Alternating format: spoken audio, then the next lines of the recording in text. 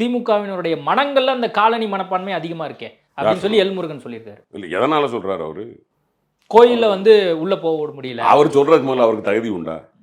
அவருக்கு முதல்ல தகுதி இருக்கான்னு நான் கேட்குறேன். நீங்க மர்முவை கூட்டிட்டு கோயிலுக்குள்ள போனீங்களா? கேட்குறேன். ராம்நாத் இந்த கோயிலுக்குள்ள போனாருன்னு பூரி ஜெகநாதர் கோயிலுக்குள்ள ஏறிட்டாருன்னு சொல்லி படிக்கட்டை கழுவி விட்டுட்டு வெளியே அனுப்பி விட்டானுங்களே. அப்போ முருகன் எங்கே போனார்?